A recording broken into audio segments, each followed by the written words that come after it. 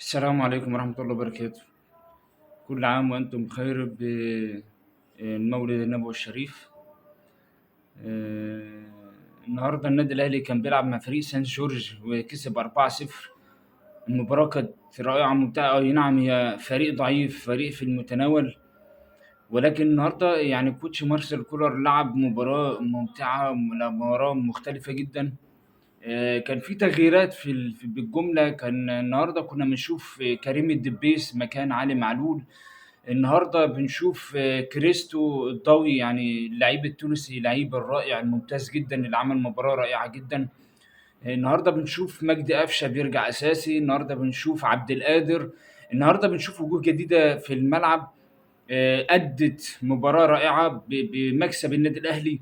اللي بنشوف النادي الأهلي بيكسب 4 هدف ولا أروع في الدقيقة تقريبا 10 من محمد مجدي قفل ضربة حرة مباشرة. بيفكرنا بالأيام الجميلة والممتعة، بأيام طبعا أبو تريكة والجيل الذهبي لأبو تريكة.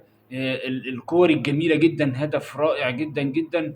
بنشوف النهارده كهربا اللي بتعود للثقة، اللي بقاله فترة يعني العملية مش متظبطة، مش أحسن حاجة ومضغوط مضغوط فعلا. بتلاقيه بيرجع وبيسدد ضربة جزاء. وحتى اللعيب متوتر. الأهداف كل ما اللعيب يحرز أهداف فبتديله ثقة أكتر. فهدف كهربا من ضربة الجزاء كانت ادته الثقة، ودي بينت عليه كمان حتى في إحرازه للهدف الثاني من الرفعة الجميلة من كريم الدبيس. ومحمد هاني طبعا رفعاته العرضيات الجميلة برضو. في نفس الوقت نشوف كهربا يسدد كرة جميلة جدا جدا. بنشوف قفشة بيرجع النهارده بيسدد برضو الهدف الثاني، هدف يعني متابعة جميلة جدا. أحرز هدفين النهارده. بنشوف إن محمد كريستو الضوي عمل مباراة رائعة وممتعة جدا. بنشوف النهارده في خط النص النهارده يعني اللعيب إمام عاشور، اللعيب اللي يعني عامل مباراة ممتعة جدا جدا في خط النص. يعني قطع الكورة في استلام وتسلم الكورة، في من الناحية الدفاعية، من الناحية الهجومية. الراجل تلاقيه يمين ماشي شمال ماشي، الراجل شغال بصراحة. إمام عاشور كان عليه ضغط أول ما جه، وكان عليه ضغط كبير جدا، ولكن إمام عمل الصح. يعني ما شغلش نفسه بالضغوط الجماهيرية اللي كانت موجودة عليه، والضغط الجماهيري اللي كان موجود عليه من انتقاله من فريق. يعني ان هو كان بيلعب في نادي الزمالك واحترف بره ورجع تاني عن النادي الاهلي. الراجل جماهير النادي الزمالك كانت بعض الجماهير طبعا شتيمه واهانات عشان خاطر ان هو رجع. وتلاقي رئيس نادي الزمالك السابق شتيمه وكلام، كل الكلام اللي انتوا عارفين ده، وكلام قناه الزمالك وكل الكلام ده عليه. الراجل ده فصل نفسه تماما عن العالم الموازي دوت، ركز في الملعب. وهو ده اللي الواحد بيقول عليه دايما، ان اللعيب طول ما هو تركيزه في الملعب يعني ده بيطلع احسن حاجه ما يعني عنده. ان انت ما تشغلش بالك بالضغط الاعلامي والجماهيري عليك، وتركز في الملعب فقط لا غير. هتطلع احسن حاجه وهتلعب وهتأدي. وده اللي عمله فعلا امام عاشور. وده اكيد طبعا اكيد ان في نصايح، يعني ناس مقربه لامام قالت له انت افصل نفسك عن العالم ده كلته، افصل نفسك عن الضغط الاعلامي والجماهير وكل ده علشان خاطر ان انت تأدي. وفعلا امام اكيد اخذ بالنصيحه. وده اللي باين موجود من ساعه ما لعب امام عاشور. عامل كل المباريات ولا امتع ولا اروع من كده، اسيستات وثرو باص وحاجات ممتعه جدا.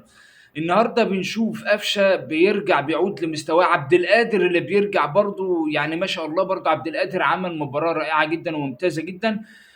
بنشوف النهارده النادي الاهلي هي مباراة سهلة، يعني مباراة فريق حتى في المتناول. مباراة يعني ماتش ضعيف يعني بالنسبة للنادي الأهلي، ماتش ضعيف جدا. كلنا عشان بس نبقى يعني ايه مقتنعين ومعترفين بان الفريق ده مش هو ده الفريق القوي اللي هو يقدر يجاري النادي الأهلي.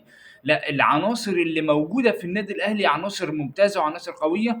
ولكن النهارده انت لازم تدرك البدايات عشان خاطر النهايات بتوصل لاحسن حاجه. البدايات ان انت لما بتبدا البطوله بالقوة والشراسة اللي أنت بتلعب بيها ديّة، بتخلّي في أريحية عندك من اللعيبة، إن أنت في ماتشين تحرز، يعني أول ماتش تكسب 3، تاني ماتش تكسب 4، فمجموع المباراتين يعني 7 أهداف، حاجة يعني ممتعة جدًا، حاجة كويسة، بتدّيك أريحية إن أنت بتلعب أريح، تلاقي الكرة السهلة البسيطة اللي هو السهل الممتنع.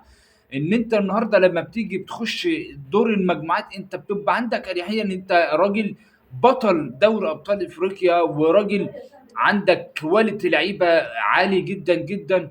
أنت النهارده لمّا بتيجي تتحط في موقف صعب، يبقى أنت عندك البدائل اللي موجودة إن هي تقدر تعوّض، وتقدر إن هي تحل الألغاز الصعبة، وتحل الخطوط الضيقة، والخطوط اللي هي بتبقى في تكتلات دفاعيه، او فيه ضغط عليك، ان انت بتقدر المجموعه اللي عندك تقدر تحل الكلام ده كلته. وده بيبقى سهل لان انت كواليتي لعيبه النادي الاهلي مختلف عن اي كواليتي لعيبه موجوده في افريقيا. وده عشان خاطر نكون احنا مقتنعين بالكلام دوت والكلام ده. يعني النهارده الحمد لله الكوتش مارسيل كولر كان عامل مباراه كويسه، قدر ان هو يكسب المباراتين. يعني الراجل ما عندهوش تهاون، حتى هو بيقول لك انا ما عنديش حاجه اسمها فريق ضعيف وفريق صعب. هو الراجل بيلعب بميزان واحد، يعني الراجل بيلعب بميزان واحد، عنده كل الفرق سواء، عنده كل الماتشات مهمه، ما عندوش حاجه اسمها ان الفريق ده ضعيف الفريق ده قوي. الراجل بيلعب بالفول تيم النهارده، ان احنا ممكن مثلا ما كانش يلعب بمحمد الشناوي، كان يلعب بشوبير، ولكن الراجل بيلعب النهارده بالفول تيم بتاعه. نعم هو عمل تغييرات كتيره جدا، ولكن الراجل هو عايز يكسب المباراه، عايز ياكد ان هو موجود، ان هو بيكسب كل مباراه. كل مباراه بالنسبه له هي بطوله بالنسبه له، عايز يكسب عشان يكمل. فالحمد لله على المكسب، ان احنا كسبنا النهارده وكملنا، وصلنا لدور المجموعات. وان شاء الله باذن الله، ان شاء الله باذن الله اللي جاي احسن والقادم افضل، لان انت عندك ماتشات طبعا في الدوري، عندك السوبر ليج ال الافريقي، عندك مباريات تانية في دور المجموعات بقى اللي هتبدا، عندك مباريات صعبه جايه. فان التغييرات والروتيشن اللي مارسيل كولر بيعمله دي حاجه كويسه وممتازه جدا جدا بالنسبه للروتيشن الراجل بيعمله. وده لان انت عندك السنه دي اجنده صعبه جدا جدا جدا، وكلنا زي ما احنا تابعنا ان الرابطه عايزه تخلص الدوري في شهر 7 مع الناس اللي هم بتوع اوروبا والخليج والكلام ده، عشان خاطر ان انت تبدا دوري بقى على روقان مع كل الناس اللي موجوده في العالم. وده انا رايي الشخصي ان ده يعني ايه، ده الاحسن والافضل، ده الاحسن والافضل. ان احنا يعني مثلا النادي الاهلي لعب النهارده، عنده ماتش في الدوري بعدها مثلا ب3 ايام يلعب، ما عنديش مشكله يلعبهم. ضغط المباراه، انا لازم كل الفرق تنضغط اللي بتلعب في افريقيا، اذا كان الاهلي الزمالك البيراميدز فيوتشر، كل الناس دي تلعب وتكون عندها ماتشات مضغوطه. لان انت النهارده لما بتيجي تلعب، انت عندك الاجنده الدوليه، انت عندك تصفيات كاس عالم في شهر 11، عندك بالنسبه للفرق الافريقيه اللي بتلعب في افريقيا، عندك السوبر ليج اللي الاهلي طبعا هيلعب فيه، عندك كل الحاجه، وعندك ان النادي الاهلي برضه هيلعب في كاس العالم للانديه، كل الحاجات والكلام دوت. فكل ده هيبقى فيه ضغط، فلازم ان انت تلعب، ما تأجلش أكبر قدر ممكن من المباريات، عشان خاطر إن أنت تيجي بعد كده يكون عندك الأريحية إن أنت تقدر تخلص الماتشات دي، إن أنت ما يبقاش في ضغط يعني من الماتشات كلها، وتيجي تندم بعد كده إن أنت إيه، إن أنت ما لعبتش. فالحمد لله على المكسب، والحمد لله على النتيجة، والحمد لله على الأداء. والنهارده بحب أشكر يعني الجماهير اللي كانت عاملة عظمة بصراحة في الملعب، كانت عاملة شغل جبار جدا جدا. ونتمنى إن أعداد الجماهير دي تزيد أكتر من كده وكده، لأن وجود الجماهير في الملعب هو ده الروح، وهو ده النبض اللي موجود للعيب وللمباريات. فيتمنى ان شاء الله باذن الله يكون اكبر قدر عدل من الجماهير في المباريات القادمه. واشكركم، والسلام عليكم ورحمه الله وبركاته.